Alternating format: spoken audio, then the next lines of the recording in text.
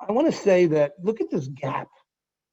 We looked at and we saw that stock market S&P 500 going up, going up, going up, going up. But there's a tremendous divide in America right now. And America is important. And there's also a divide in China. There's a divide in other places. But this divide, this gap, it's getting worse. And, there's some people who are looking at that and saying, what are we doing? And what are our values? And I was very interested to hear the word of people aren't just buying value, they're buying values. And there needs to be a balance. But in any case, we need to understand there's a fundamental trend in terms of this divisiveness. And there's the move towards socialism in the United States as well. Now, I'm going to do something now that I'm sure I may get a little bit of unhappiness from some people. Now, I'm going to show you how the AOC movement, I'll call it the AOC movement, is developing in the United States. And it's not because I promoted it or like it, but it's because I understand it a bit.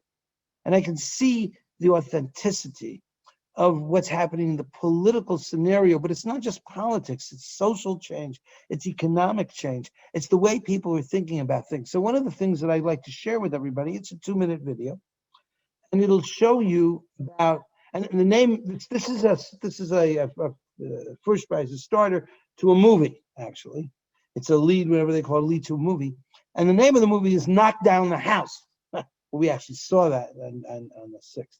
But what we're talking about January 6th, but this was made before by a bunch of important progressives. Now, I'm not progressive. I don't like progressives. I am not a socialist. I don't like socialists. But they are there. So you need to remember, just because you may like or not like something is irrelevant to understanding the waves of change. You got to surf all the waves, even the waves you don't like. So you need to understand what are the trends that are really coming. And this, my friends, is one of the most important trends as you see the change of how people are thinking and what people are saying. If I was a rational Can you guys hear me? person, Is that I would okay, have dropped Joshua? out of this race a long It's working? time Working ago. fine. Listen up, everybody. Crowley hasn't had a primary challenger in 14 years. He's taken $3 million per cycle. He's gonna tell me I'm small, that I'm young, that I'm inexperienced.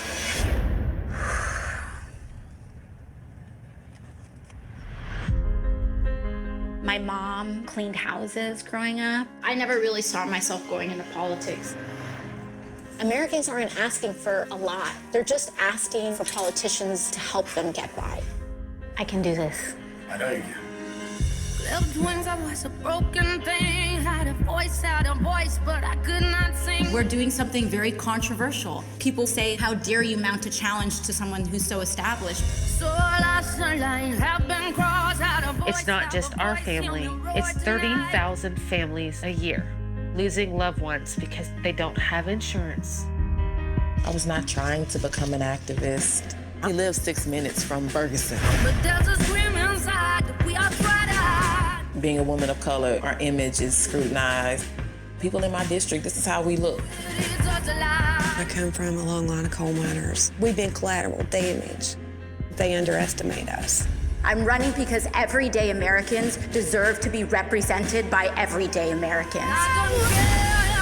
I'm not going to allow my daughter to have died for nothing.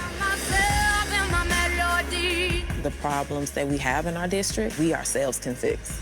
I get scared of the cynicism from people really believing in something and then it not working out.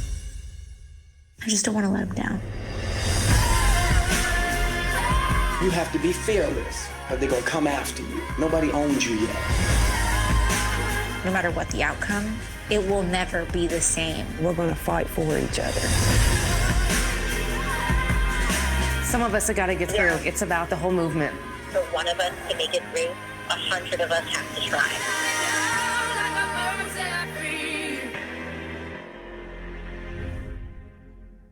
So what does this mean? And are we seeing a change in how people feel about themselves and their politics? And are people taking politics seriously? Are people thinking about where they are? And try to understand this, my friends, listening in on this, okay? This is very important because it's happening. For one of us to make it through, 100 of us have to try, which means there's a progressive movement, a socialist movement in the United States of America. And it's not bad. And you gotta not think about good and bad. I don't agree with it. I don't like Elsie particularly, and she's very, very problematic in so many ways, but she's real. And the people that she talks are real. So when you look at the extreme left, and that's what this is, you might say, this is the extreme left, they're influencing the center. They're going to have a huge impact on the center of the country, on people's attitudes, people's social values, what people expect. And they are ferocious. You should see her attack Gates, and you should see her attack in the Congress. It's unbelievable. And so we're being called to task. We are being called to our, the diamond industry, the jewelry industry has a place. We can do great. But we need to know that this game that we're playing, it's going to be looked at. We're going to be checked out. And that's what you've been hearing from everybody else around here. But we have to be legitimate, 100% legitimate. And look, you're talking about millennials, and you're talking about the we generation, 20 to 40, 90 million people. They're the largest segment of the US population, and they will bring the disease along with them. Now, the disease may protest a little in this and that, but the baby boomers are toast. Now, you're talking about upcycling, recycling. Okay, you're going to have how many people over the age of 65? 32 million, another 22 million. So you're talking about, say, 56 million people that are going to be reselling the jewelry. So what you saw before about, oh, people want history and all that, and they want to upcycle it, that's great. Now, the millennials have values, and they're going to take those values and they're going to push them, and they're going to be influenced by the progressives a lot. So the new trend, the new world, it's not just about have ethical jewelry, it's be an ethical person, because they can afford to be ethical in so many ways. So the old world is changing a lot, and you need to understand that wave of change, and you need to ride it. And you might say, okay, I'm going to be in the recycled business or the upcycled business. Yeah, that's fine. You can ride any wave you like. Lots of waves out there. But if you really want to understand the trend, you got to watch what AOC is doing as well. You got to watch the S&P 500, and you got to watch it. Look at the retailers. The retailers did okay. I mean, overall 16% down. This was, and I'm amazed. The mining companies, okay. Diamond prices track the S&P. These retailers. I mean, it's interesting. You look at Tiffany. You really should show Tiffany China, flying up. U.S. Obviously, New York's closed. I mean, the point is they didn't do so badly. It was not a catastrophe, everybody. But there's a new direction. And every one of these companies is going to be thinking about social responsibility, you can be sure. But they're going to be thinking about the trends. They're going to be thinking about the fact that people have money, and they're going to be moving along in those directions. So what you really want to be thinking about is, okay, what's my customer like? What is my customer like? You really got to get in there with your customer. You got to really show them some love. Show them love. Now, this is an interesting story also about how the impact of social media and community works. GameStop was a company. This all happened in the last 2 weeks, I think. The 20th, yeah, it's 2 weeks. Just 2 weeks. So you have these Wall Street guys shorting stock because they figured this is going out of business, this GameStop, not going to happen. And then you had this group of people on Reddit who ganged up using their market power and said, we're going to push this stock up. It doesn't work. Now, the value of this company didn't matter. This was a battle. This was a fight between the haves and, I wouldn't call them have-nots, the super haves and the regular haves. And so people said, we're going to push the price up. I mean, it went up to over 400. This is daily closes. And they won. The guys who shorted the stock, and I don't have time to explain how shorting, lost billions, tens of billions of dollars were lost by the big guys on Wall Street. So the we power said, we're going to use our social media grouping, and we're going to get out there and strike it to the rich. We're going to kill the shorts. We're going to kill these guys and play in the stock market. So it's the age of payback. You guys have been abusing us, and it's almost like I was remembering in the '60s the demonstrations that were starting against the Vietnam War, and like there was this fight, there was this strong vibe of, hey, let's do something about this. And that's what I'm seeing from the millennial generation. And these are not kids, these are 20s to 40s. So this knock down the house idea of the 90 million millennials, they want to knock things down. And jewelry can be with them or they can be against jewelry. I would hate to see an attack on diamonds or jewelry like this one. Okay, you need to be careful here. So when we think about Zimbabwe, and and I have a lot of respect, for people like Mr. Asher, who's a great guy, runs the World Diamond Council. The World Diamond Council does a lot of good things, but they're selling goods from Zimbabwe and then ignoring it. They're taking goods from the Congo. People are getting killed. Now, I can't spend my life fighting all the evil that's out there, and I do fight evil as much as I can, and we at Rapaport, not just me. But the real solution is to come up with good things to do, good ways to show. So when I look at what DEF is doing, or when I look at what RJC is doing, RJC is not perfect either. You got situations where people, RJC members probably selling Zimbabwean diamonds as well. It's not good. It makes me sick, actually. But you need to move in the right direction. That's the key. And the leaders in the industry need to move. And the Rapaport group has to also create opportunities for people to show the good stuff, show what we're doing right, but never to greenwash. If you greenwash someone like AOC, they'll bury us. No greenwashing, no lying, no misrepresenting. So just think about who you are, what you sell, and what your values are, and if you can sell your values. Whoever's on this call, think about if you can sell your values. And think about if you have values and what they are. Because your values can't just be we're in business to make money. There has to be more than that.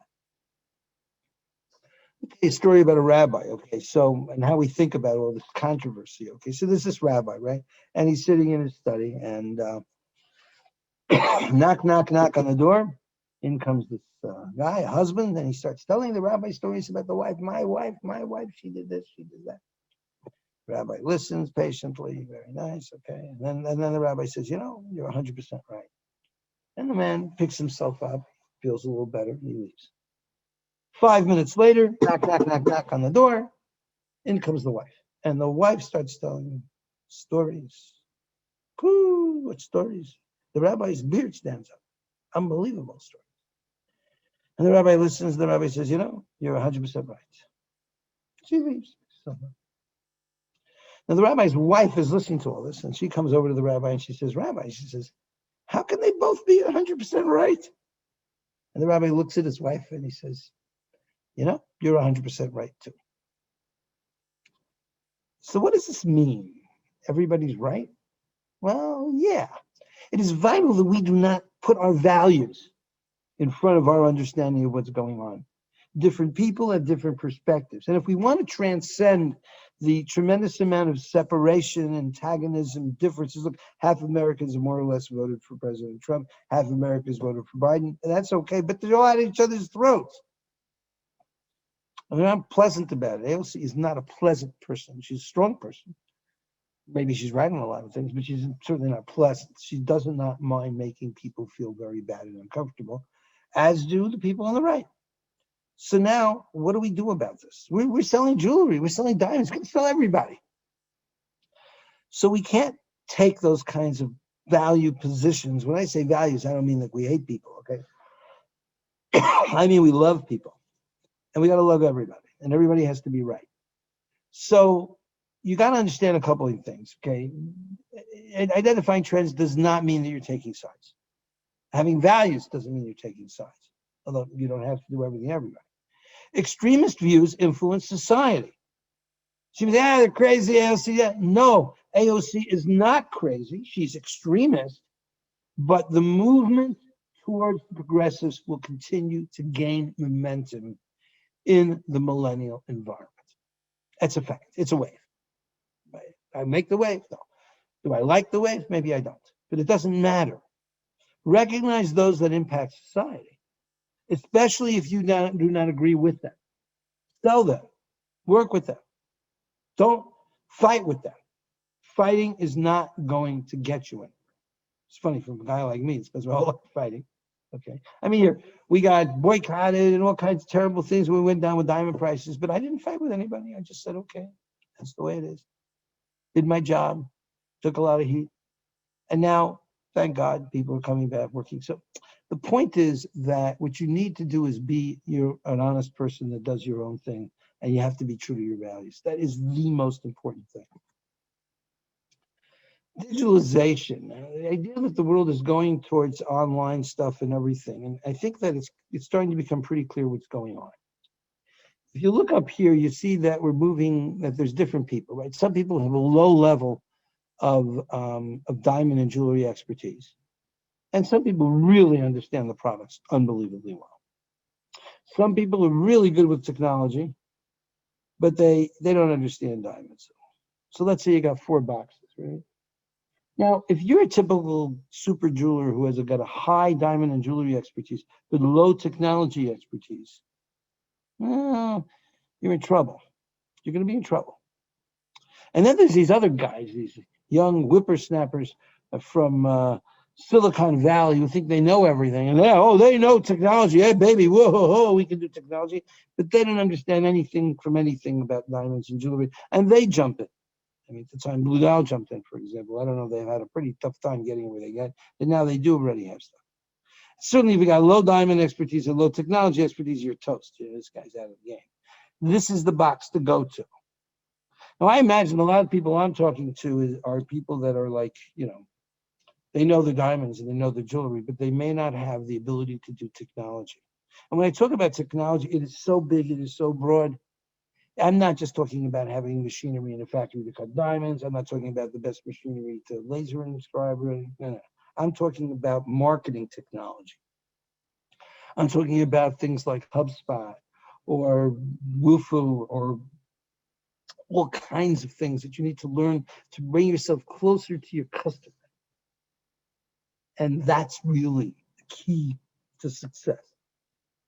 Because other people are going to do it, but not only are other people going to do it, that's what you need to sell. You need to sell the ability to get close to your customer. It's not just the values, your ability to communicate those values. You can be the nicest person in the world, but if you can't communicate in the digital era, you're not going to make it. So you need to invest in this idea. And this is a trend. It's a super trend. It's a beginning of, it is the most important, most important thing is to have values, and add value by having values. But if you got to communicate, you got to be able to use technology to communicate. I'll say a few words. I'm almost done here. I'll say a few words about synthetic diamonds. Unintended consequences all over the place. As I mentioned earlier, it's an alternative production opportunity for diamond manufacturers. They don't have to buy natural diamonds at natural rough and high prices to keep the factories going. This is a big consideration, and it's a big positive because there's no shortage of these things. So you can always get them. But that's the other side of this. There's an ethical issue here. And the ethical issue is that retailers are not informing their customers. Now, maybe some are, I'm not saying 100% of retailers, but most of them, as far as I can tell, maybe we can do some research, are not informing their customers that synthetic diamonds are different than natural diamonds in terms of their ability to hold value. I gotta fix that spelling. Which means that if, what's going on is wholesalers are selling the diamonds cheaper because prices are going down for synthetic diamonds, but retailers aren't so fast dropping prices. They're comparing the synthetic diamond or the lab-grown diamond to a natural diamond, but they're different, because that natural diamond will hold value because of scarcity, and this one won't. So you really got to be nervous about that, because that customer is going to come back and say, "Oh, how much will you give me for my synthetic diamond?" And that's going to be a real problem. So I don't think they're ethical product, which I don't want to make they're not an ethical product today because of the way people are selling it. If people sell them with full disclosure, no problem. It's like moissanite, it's like cubic zirconia, it's like whatever it is, As long as there is no misrepresentation, and as long as the customer is not going to become unhappy upon resale. Oh, I didn't know that. I thought they were like regular diamonds. I'm very surprised I can't. See, you really need to understand that. And if you do sell them, you need to understand. From the perspective of Rapaport, we are not interested in creating markets for things that mislead people because of the way they're sold. And I do intend, when I get some free time, which is almost never, to send something to the Federal Trade Commission, because I think they made a big mistake here by not requiring people to disclose the fact that synthetic diamonds are not the same when it comes to value retention. And value retention is an important component of the product. So you got to be careful. I'm not telling people what to do. Rapaport, we're not dealing with synthetic diamonds at this stage. And I don't think we will until they become a legitimate product in the fact that most people are, in fact, or everybody is disclosing them. And I'm going to look at that and think about maybe giving a trade alert out, because it's really sad. Everybody's just doing this. And I think millions of consumers are going to be so upset when they find out, oh, I want to sell my diamond. Oh, it's not worth anything. Now, maybe consumers don't care. They say, it's okay. I just want to give my girl something. You know, that could be. But I think they're going to be freaked out when they find out the price of what they paid and the price of what they can get. They expect it to be like diamonds. And diamond value is an important factor. So we've come to our conclusional slide, a personal message, and this is personal. It's me, Martin Rob. How are you guys? And we're developing new products aggressively now. We're going to be launching, and I hope, quite a few important new products in 2021.